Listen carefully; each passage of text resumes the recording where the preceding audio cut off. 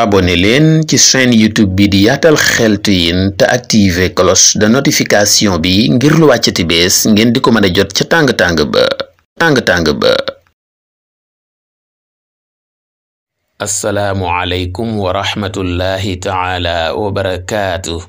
mbokk yi bàyyi xel chaîne YouTube bi di Yaatal Xeltu Yin ñu ngi leen di nuyu di leen ziyaar di leen ñaanal jàmm di ko sàkku ci yéen di am mbégte di fas yéene àndati ak yéen ci benn secret ñaan bu nga xam ne li ko tax a jóg mooy day leeral ay bët.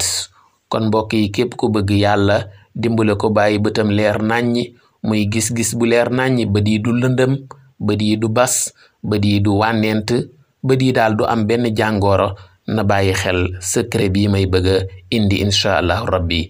waaye mbokk yi da ngeen may rapidement ma jéem koy liir si arab soo koy jéem a tekki mu ne li taqwiyatil basar iqra surata takwiri marratan waxida wa subhanallahi albasir mi'ata marra ala ma'i wardin waghsil bihi wajhak. mbokk yi ku bëgg yàlla may ko ab gisam leer mu am benn capacité visuelle bu am doole di gis lu leer naññi ay bëtam du lëndëm ay bëtam ay wànneentag yi du ko sonal na bàyyi xel lii. ni muy def mooy day wut maaul wirdi mooy eau de rose boo demee ci jaaykatu parfum yeeg yooyu dinañ ko xam. maaul wirdi ngay wut waaw muy eau de rose moom ngay wut. boo wutee eau de rose nga jàng ci lii may bëgg a wax muy suuratu takwir moom ngay jàng benn yoon muy saaru ida shamsu kuwirat ba saar wa jeex moom ngay jàng benn yoon.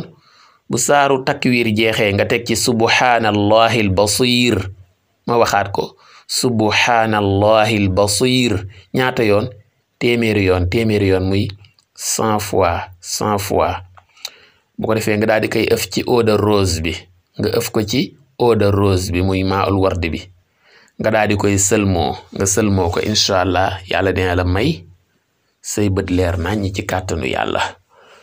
di leen ñaax ngeen abonné wu ci chaîne YouTube bi di Yaatal Xeltu Yin di bàyyi xel waxtaan yi di commenter di ndax fa la njëriñ yi di gën a yaatoo jaa ngeen jëf. Wassalaam.